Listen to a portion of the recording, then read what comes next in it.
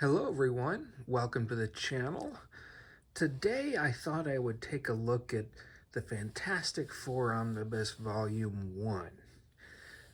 I thought I'd do that because I'd seen the Doctor Strange in the Multiverse movie, Doctor Strange 2, and I was excited to see John Krasinski playing Mr. Fantastic, Reed Richards, in there. And it was awesome to see him make his debut, not just the actor, but the character of Reed Richards in the Marvel Cinematic Universe. So I thought, I don't think I've taken a look at the Fantastic Four, so why don't we do that? So here we have first volume. It's I had a difficult time trying to find out if this was in print or not. It looks like it was out of print, then it reprinted, and I can't find the reprint, so I'm wondering if the reprint itself is out of print. If anybody knows, let me know. I'm curious. I think this one definitely due for another print if it's out of print. The prices I saw for it were kind of stupid, but I guess it depends on how much of a fan you are. If you can find one, get a good deal for it, definitely pick it up. But anyway, cover is the classic cover of the first Fantastic Four issue. There's how thick it is.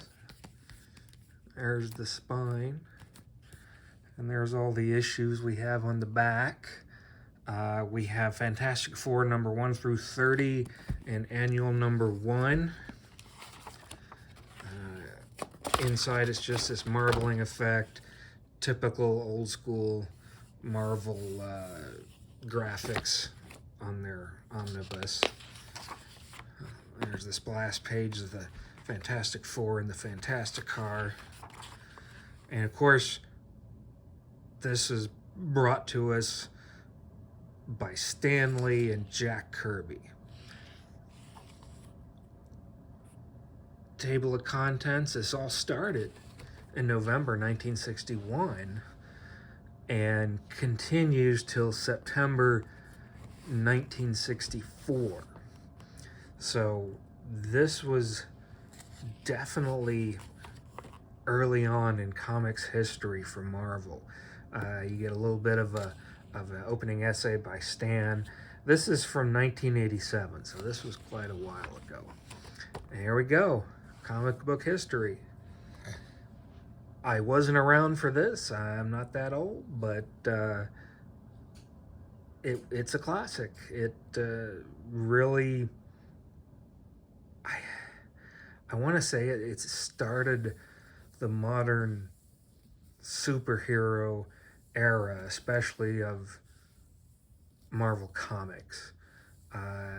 DC'd been around a while, but I think this was the first time that they had superheroes who were grounded in some kind of reality where they had problems and things to deal with. So this was it. Jack Kirby does all the artwork. And here, of course, they fight the Mole Man, the first supervillain. There he is that they have to contend with. And here we go, first appearance of the Skrulls. And the Skrulls are still with us. I know they're around. I don't know what Marvel's going to do with the Skrulls, but they have been in the Marvel Cinematic Universe for anybody that's keeping up with the movies. And here we have the first appearance of the Fantastic Car, at least on the cover. I think, let's see. Yeah, this is the first time that we've seen the Fantastic Four in costume. So, sort of a key issue there.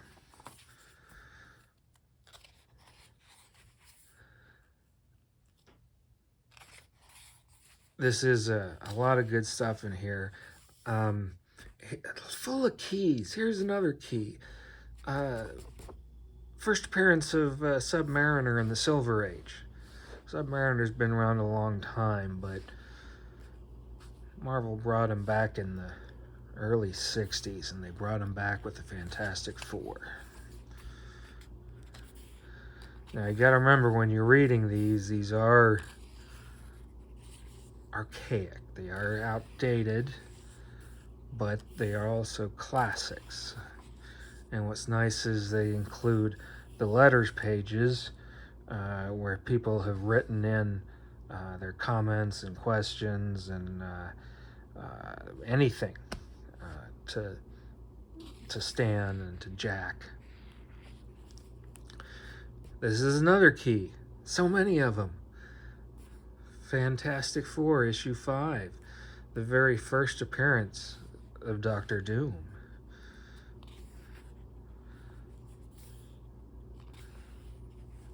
You know, and it wasn't until that I'd gone through this book did I realize that there were quite a few key issues in here. Quite a few.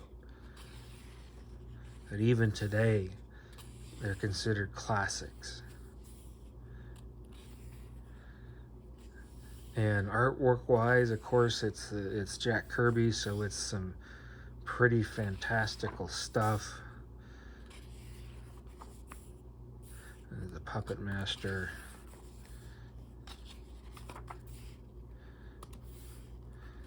And who knew all these years later, from 1961 to 2022, Fantastic Four would still be around. And like I said, we get to see Mr. Fantastic in the Doctor Strange movie. So hopefully that means we'll see the Fantastic Four on screen in the near future. Here's Doctor Doom coming back. I always liked Doctor Doom. Darth Vader always kind of reminds me of Doctor Doom, but Doctor Doom did it first. The Impossible Man.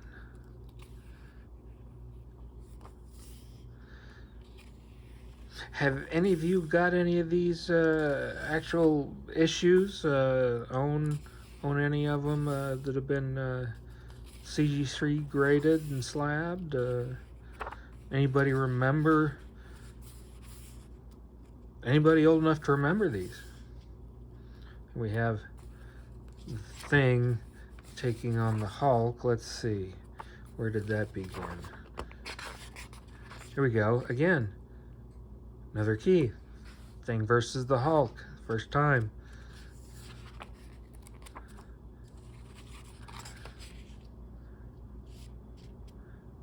Oh. You're going to get to meet the Watcher in this issue. That's Fantastic Four number 13.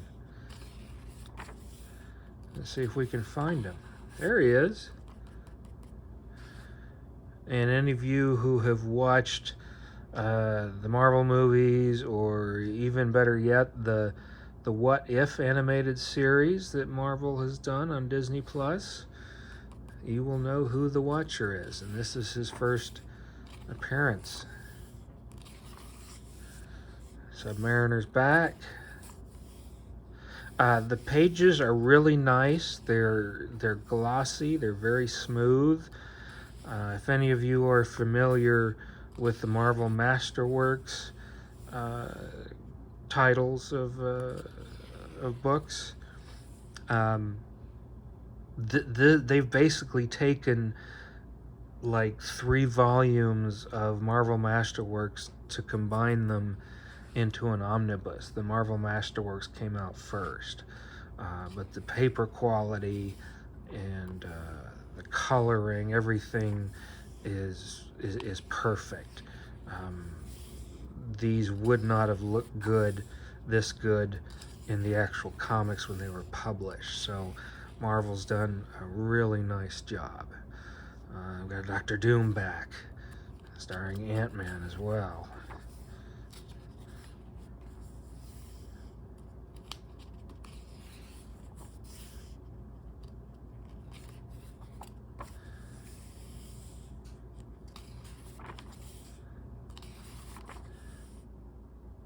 More Doctor Doom. You know, another thing I didn't realize was how much Doctor Doom was facing off against the Fantastic Four, especially in these early years, but he's always been their nemesis. This is cool. The Fantastic Four logo.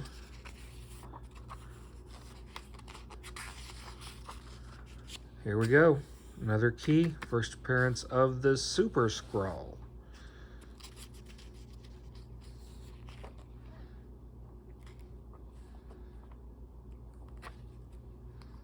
How about that? The book is pretty basic. It's like I said, it's just got those first issues. What is it? Issues 1 through 30, and let's see, what was this one? Hold on, what issue is this? Submariner. Oh yeah, here's another key.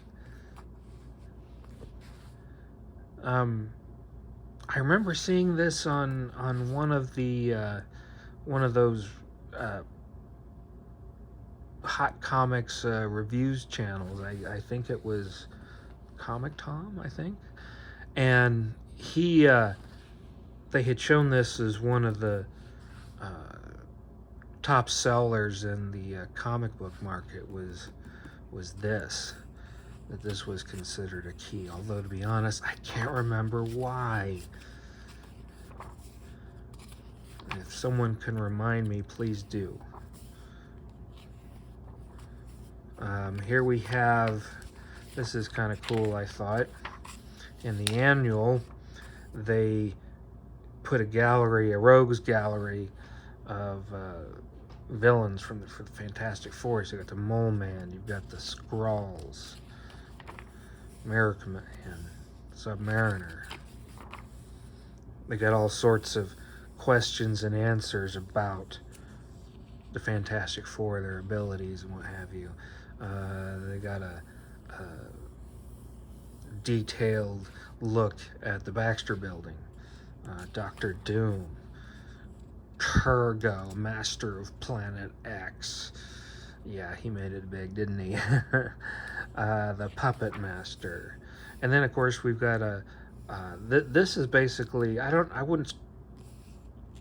it's sort of a reprint, I guess. It's taken from Amazing Spider-Man #1. Just a little bit there. Possible Man, the Hulk, the Red Ghost, the Mad Thinker. And here we have yet another key. Rama Tut. Rama Tut is the bad guy here. And I didn't know this before, but I've learned that this is Kang the Conqueror. That Rama Tut is Kang. And I know Kang has to do with time travel and different time variations.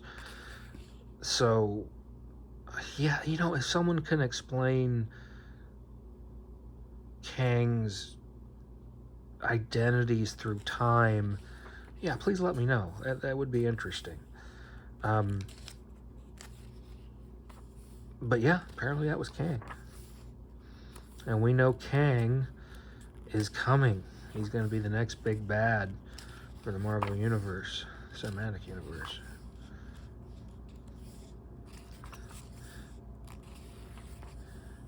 The Hatemonger.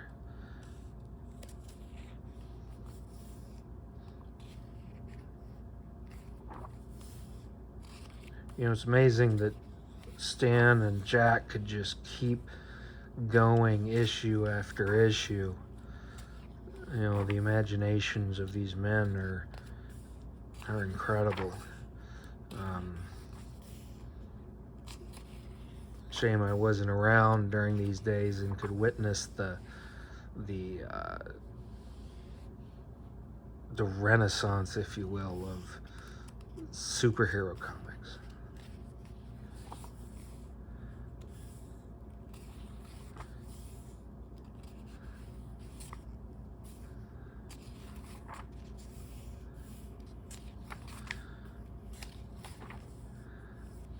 The Infant Terrible.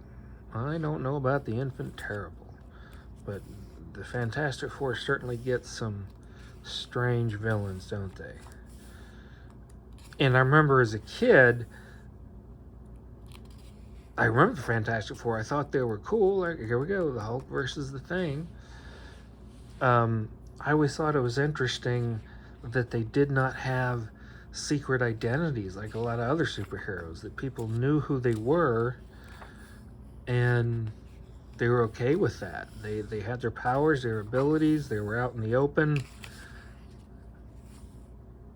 and that was that. You know, everybody else seemed to have their identity secret, but they didn't hide theirs. And for me as a kid, that was kind of a new twist, even though it's an old comic. And that's where they get to team up with the Avengers. Oh, there's Submariner. Doctor Strange is also joining them.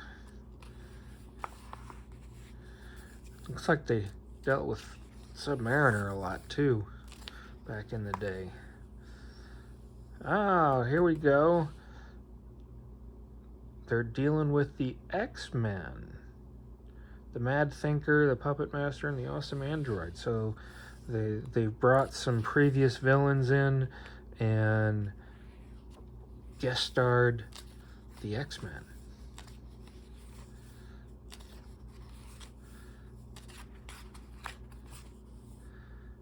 It started on Yancey Street. Well, we know that's the Watcher.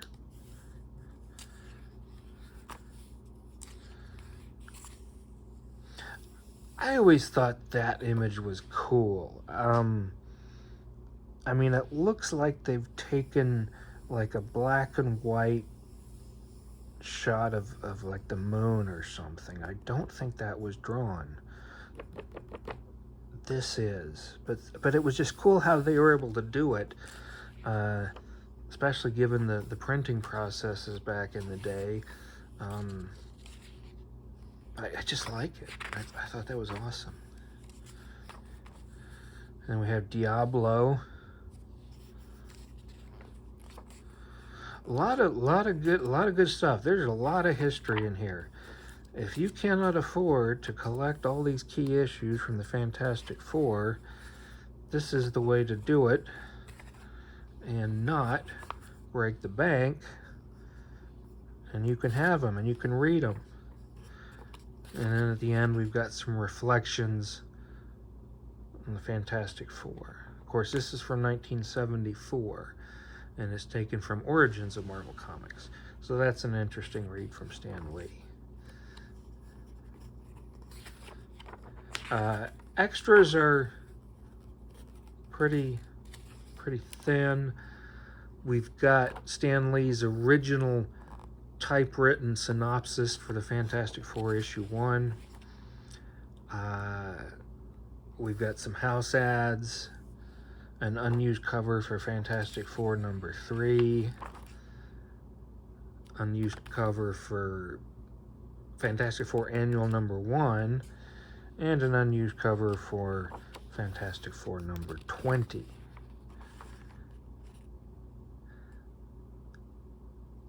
And then this is just some unused material, and they don't even know who inked it. The inker is unknown. So there you have it. Fantastic Four, Volume 1. If you like this review, let me know, and I can review some more Fantastic Four volumes. I appreciate you taking your time and taking a look at this with me, and I'll see you again real soon. Thanks a lot. Bye.